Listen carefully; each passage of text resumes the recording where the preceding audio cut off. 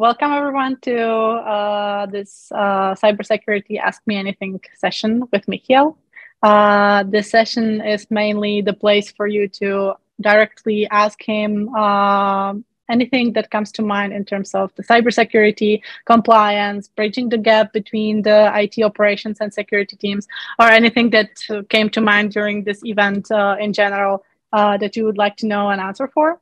And yeah, feel free to drop the questions either into the chat. We will monitor it. We'll pick it up from there.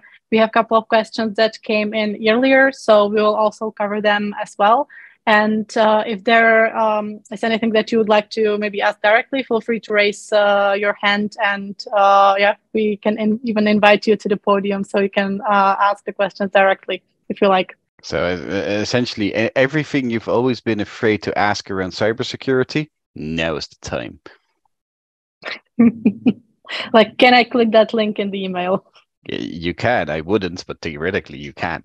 For all of you who are not doing the chit chat with me and Zuzka, think about some questions you want to ask and start typing them out in the chat. This is literally a, as I say, it's an AMA, an ask me anything. But then in terms of cybersecurity. How far can Runecast help with cloud migration projects? Okay, so that's actually a really good one. It depends on how you look at this, and a lot of the answers are going to be like that today because of my view of cybersecurity. Because it's always, I always tend to look at the bigger picture, right, in the entire organization. So cloud migrations are happening all the time. I think one of the big things with cloud migrations is that when people migrate, they think about the data, they think about the applications, etc., which is okay. But when we look at Runecast and how we see infrastructure, really we can help in before you do that actual migration and when you're setting up your cloud infrastructure, this is where Runecast can be a very critical part, because you can check your configuration, you can track your vulnerabilities, you can check your compliance standards that you want, whether it is regulatory or security compliance, right? So that once you actually start with that particular cloud migration, you have a safe space where you can actually put that data. Like if you attended the previous session where I was with Marcus and Eileen, right? The reference I made to pizza as a service for the cloud responsibility model, right? When we look at the cloud responsibility model, data is always your own responsibility. So having the ability to put that data into a prepared space that's actually secure and configured properly and compliant with all of the compliance regulations that you need is a very big win, right? And you don't have to do all of that stuff manually. You hook us into it and we'll tell you exactly how we do it and what you need to do to fix it. So I think from that point of view, we can be very helpful. Long-winded answer, probably. A lot of that going to be like this. I'll join in with maybe something a little more broad, which is what tools and technologies do you actually see crucial in the upcoming years, since we started with the tooling. Yeah. The biggest problem with cybersecurity is that it's really hard to look 1 year ahead, let alone multi-years, right? I think from a development process, there's two major paradigm shifts I see. The first one is AI, obviously, right? Everyone is leveraging AI, some for better, some for worse. But then again, the bad guys are leveraging AI as well. So that's a massive paradigm shift within both the cybersecurity industry and just the general threat landscape as well.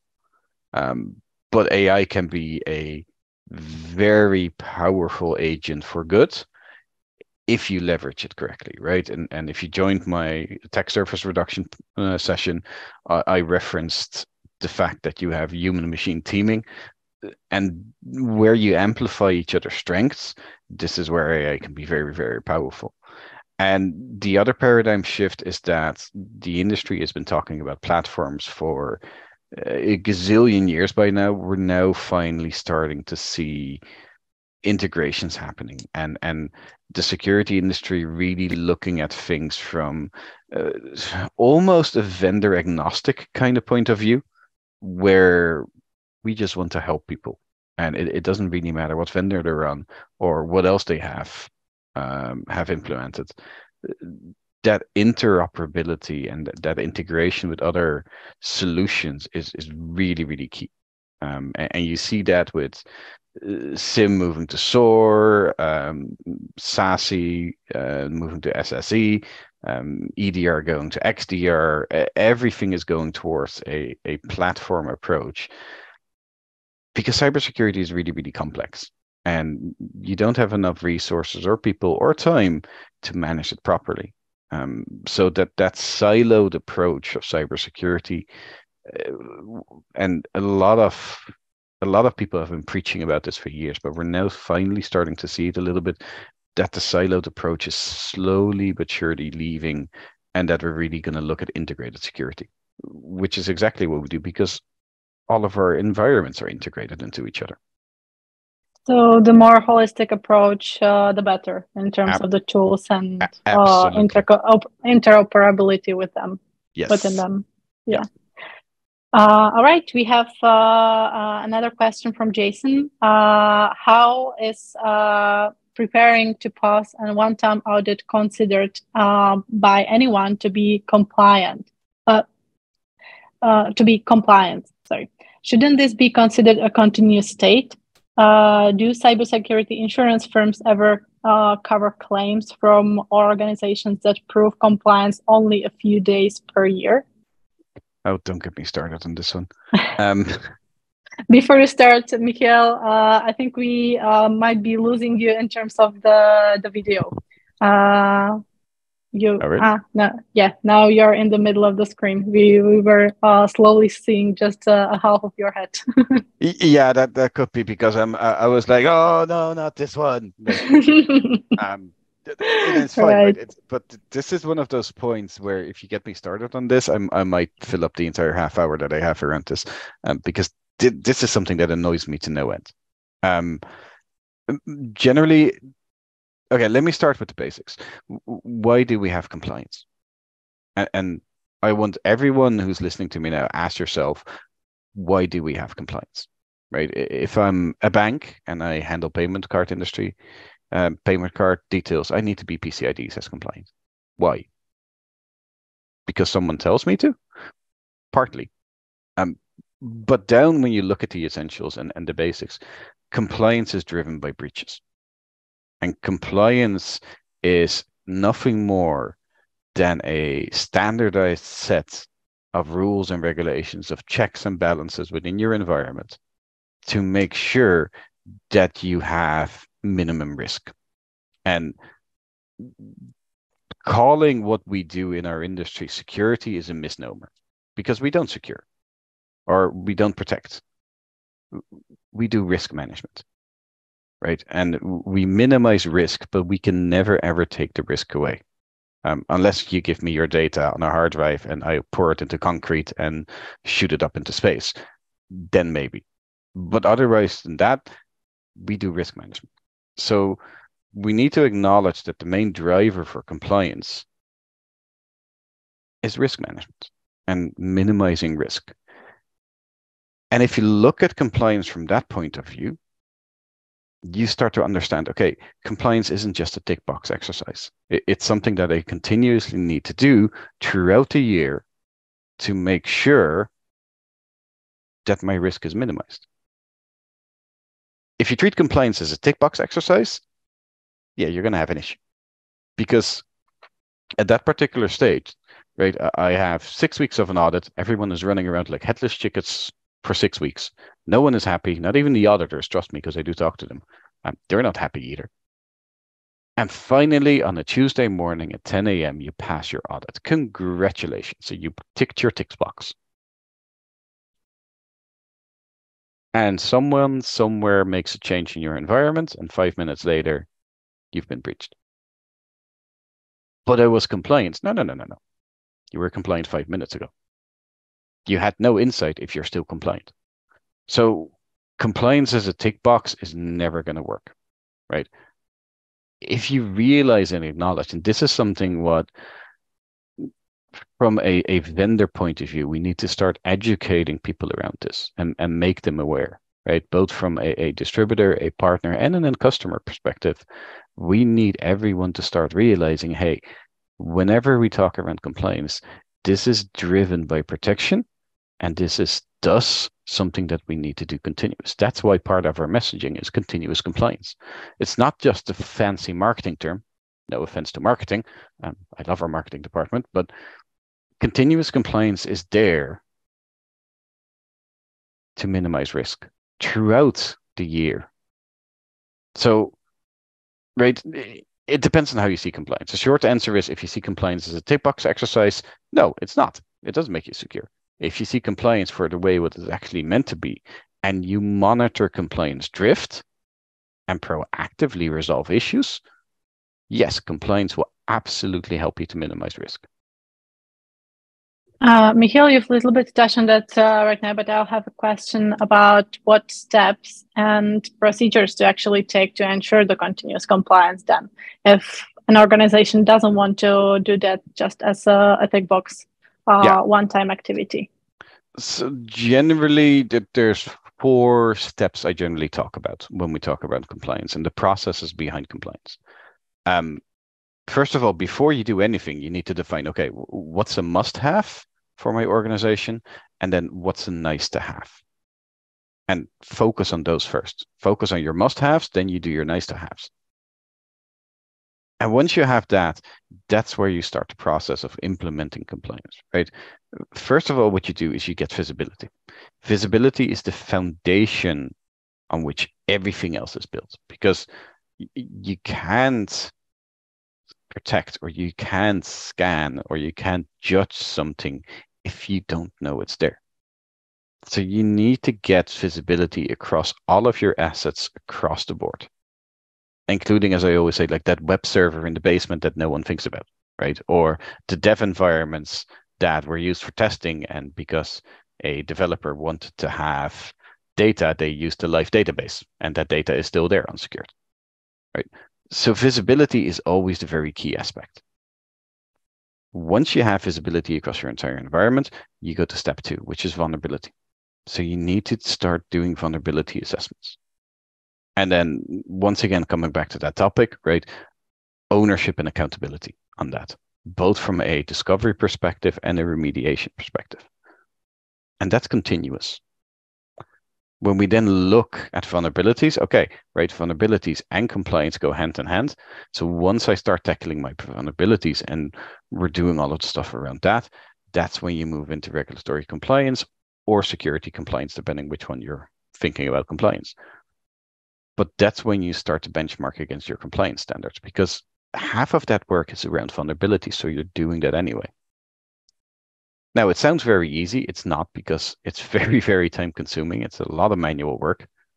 So the next step is then automation, because you want to automate as much as possible, because you can get from wherever state you are to your desired state, which is nice. But the more important aspect is remaining there. And without automation, you're never, ever going to stay compliant. And this is where you start to monitor that drift that I talked about. And proactively, every time you drift out of compliance, you proactively do something and you go back again. So it's visibility, vulnerability, compliance, and then automation. Once you have that in a cycle, because this is a life cycle, that's when you start to move towards continuous compliance. And that itself gets even more complex if you have like various types of infrastructure or hybrid environments, right? So, gotcha. You need to do this across all of your environments, right? So if you have your clients, you have your servers, you have your virtualized infrastructure, you have your cloud, you have your SaaS, and all of that stuff, all of that needs to be benchmarked if you want to be compliant. Is there any difference in terms of the processes or the steps that will be implemented if someone is using purely cloud infrastructure or someone having purely on-prem? No, there's no difference. The only difference there is where you apply those checks and balances, right? Because let's be honest, and once again referencing back to the responsibility model, the shared responsibility model for cloud, for instance, right? You're never, take AWS here, you're never going to be able to touch the underlying infrastructure of AWS, ever. And for good reasons, right? And that's not your problem. That's their problem. Amazon makes really, really sure, and Microsoft and Google, that their underlying infrastructure is secure. Everything else you put on top of that, it's still your problem. So the process remains the same. It's just where you apply that process versus on-prem versus cloud versus SaaS is different, right? SaaS is a different beast as well, but once again, data is there very important. So when we look at SaaS applications, who's accessing your data, right? That's part of compliance there. Where is that stored and how am I sharing that? So everything remains the same. It's just different applications of the same thing. How does then a remote work plug into that, with people bringing their own devices or things like that? That in such case, I can imagine that people have to be extra careful and extra diligent in terms of the processes there. Yeah, absolutely, right. And this is the exact reason why there's a whole industry being spun up right now all around SASE or SSE, Secure Service Edge. It's not something that we do as an organization. We work on infrastructure, but from a basic principle, right? SSE, which is the evolution of SASE, is born to solve that problem because everyone is working remote. So what you need to do is you need to make sure that the people accessing your applications and data from wherever they are actually the people that they are, instead of someone pretending to be, right? So I can give you an example there of a very simple checks that solutions like that do, right? When you look at me, I'm based in Ireland. So I log into my Salesforce, for instance, and start to make notes and they register, oh, you're in Ireland. Great, awesome. Then a couple of hours later, I log in from the Netherlands. Just, okay, yeah, like given his behavior tracking, he travels a lot. Amsterdam is an airport, so feasible that he's there, right? Okay. A week later, I log in from the US, all fine, because I travel to the US as well. And then on a Monday morning, I log in from Ireland. And then from a Monday afternoon, about 4 hours later, I log in from China. And that's the superhuman example, right? Unless I'm Superman, there's no way I can go from Ireland to China in under 4 hours. And it's a very basic example. There's a lot more that things there are checking. But yeah, things like that need to be taken into account when you're working remote. And remote work has made all of our lives easier to a certain extent, right? I'm fully remote and I love it.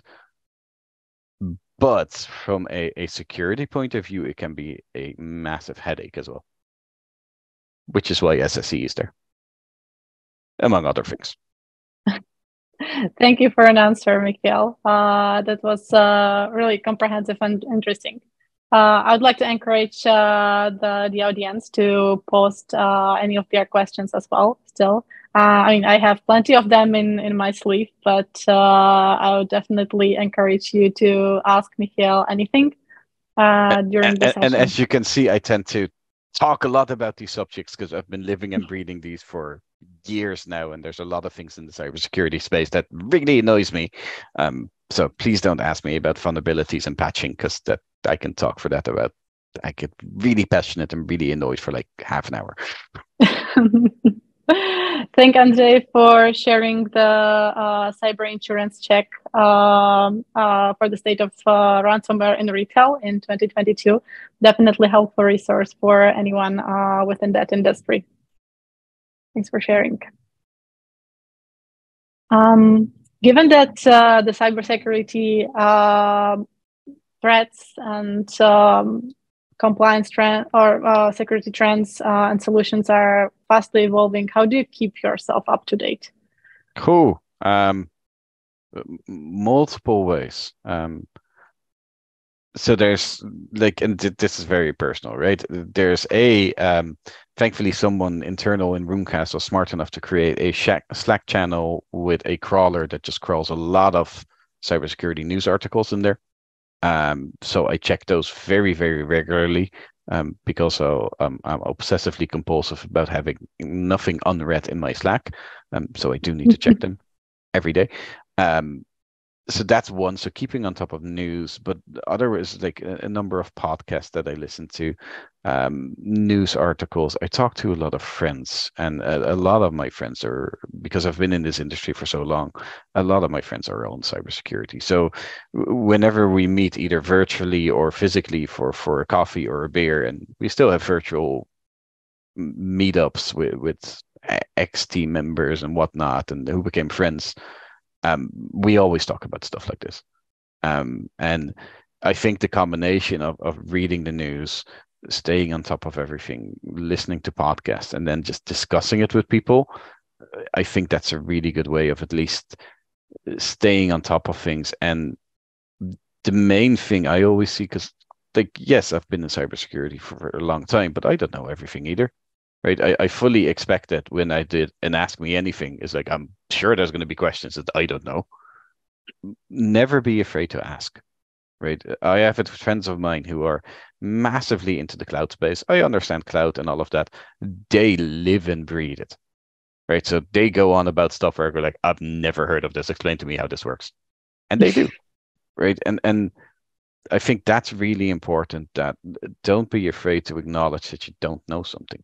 But search for that knowledge and ask someone who does to explain it to you, because that's the best way you're going to get it. So could you maybe share some tips, like some concrete tips for the podcasts or blogs or social media channels that you're following that might be worth for the audience to take a look at? So from a news point of view, right, there is the Hacker News is always good. The Register is good. What do we got else? Let's see. Oh, there's so much. Ars Technica has good content as well. I have a whole list of bookmarks for cybersecurity. There's so much out there. But what I'd suggest from a podcast point of view, because I listen religiously to a weekly podcast, and that's Risky.biz. Risky.biz is run by Patrick Ray in New Zealand, who is a security researcher, and Tom Uren comes there as well. And they look at the week in cybersecurity, and like it's just so much humor in there. Like it's a joy to listen to. It's very informative. They get lots of really, really good guest speakers, but it's hilarious. It's absolutely like they have discussions whether someone is just hacked or pwned because they've been stupid and had their default credentials, right? If you have an internet-facing database with default credentials, are you actually being hacked or are you just being stupid? Right? And stuff like that. It makes it a joy to listen to, instead of, because it can be a boring subject, depending on how you talk about it. All right, these are all great tips, actually, and I'll be very happy to get the list from you after the session, so we can share it with the rest of the audience as well. Yeah, either in the LinkedIn group, or we can attach it to the follow-up email after the event, so you can subscribe to some of these channels as well. Yep, that is no problem. Always great to have new resources for reading and listening. Yes. So yeah, there's so much out there, right? I'm not even touching a quarter of it, probably less, like 1% or so. There's so many channels out there. It's just over the years I just gathered up a bunch that I tend to read a lot. But like, if anyone else has other suggestions, let me know. right? I'm always open to knowing more. Yeah, if anyone from the attendees, if you have anything that you would like to share with others, feel free to drop your suggestions into the text, into the chat. Sorry. How do you think? I guess I'm thinking still about the main topic of this event, and that is bridging the gap and better collaboration between security and operation teams. How do you think the better collaboration of these two teams can actually improve the overall cybersecurity within one organization or even within the industry? It's how it can help, or how they should do it. How it can help. How it can help. Okay, well, that's really, really easy, right? If we bridge the gap between IT, DevOps, and SecOps, and we finally get there, everyone will be happier and everyone will be safer. And it sounds really stupid, right? But it's as simple as that, right? If IT operations and security properly talk to each other and work together, there's none of the animosity that is normally there between those two, right? With DevOps, same story, right? If you understand what kind of impact vulnerabilities and compliance has on your organization and your application that you're building, and you start to think about that from the beginning, which is what shift left means, right? Shifting left security is nothing more than moving security into the DevOps cycle instead of an afterthought. Right? You don't, as a developer, you don't have to develop an application and then at the final end have security tell you, oh, it's really, pardon my French, it's shit, fix it, and change all of these things, right? Because then you essentially need to build it from scratch. So when you start building with security in mind, you're going to develop safer applications. If you start building infrastructure and checking infrastructure with security in mind, you're going to have less gaps. You're going to have less vulnerabilities. Thus, security will be less on your backside. And if all of that happens, security isn't always the bad guy because they're not. From SecOps is always seen as the bad guy because they stop everything, right? I can't do this because security blocked me. Or security is telling me that I need to fix this right now before I get access. Oh, they're annoying. That's an effect, but it's not what they want, right? Their goal is to keep the organization safe. Because if you get a really massive breach, it will cost millions, and not every single company has the resources to actually recover from that. So everyone loses their job, right? We don't want that from a personal aspect. If your data gets stolen and someone impersonates to be you and gets 10 credit cards, suddenly you're in debt, even though it wasn't even you, right? So both from an organizational point of view and a personal point of view, everyone benefits if we just start to be a little bit safer all the time. Everyone, right? Literally everyone, except for the bad guys. But tough, right? We have a question incoming. So, as with the GDPR, will Runecast develop tools to help financial institutions with the adoption of DORA? Yes. As simple as that. As simple as that. We're already working on that, right? So yes, absolutely watch this space. All right.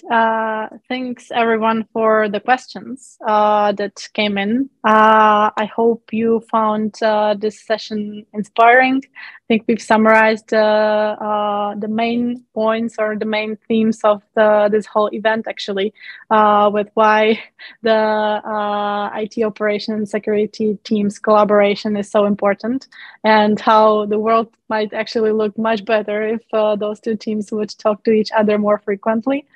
And yeah, Michiel, thank you very much for answering all those questions in a great way. It was a pleasure. It is not a problem. And if someone wants to continue this discussion, reach out to me. More than happy to jump on a call and have a discussion. Just be warned, if you ask me really difficult questions, I will talk about them at length for a very long time. So you're pre-warned, but happy to talk to people. Thank you very much, Jason. Thank you for sharing the LinkedIn group where we can gather for more information, for more discussions on this topic, or even exchanging the tips for the podcasts and great reading. And I would like to invite you to the last but not least session of this day, which starts in 13 minutes. And it will be Katie Craig, and she will again be taking a look more at the culture aspect of the communication between the security and operations team. So make sure you don't miss it. I highly recommend. Katie is absolutely awesome. And what she says makes so much sense. So yeah, go listen to it, really. Yeah, definitely. Plus, she's based in California, so she wake up for you at 7:30 her time. So definitely worth attending. Perfect. Thank you very much for your time. Thank you so much, everyone. See you on the next session. Thank you for the session, Michiel. Anytime. Bye-bye, everyone. Bye-bye.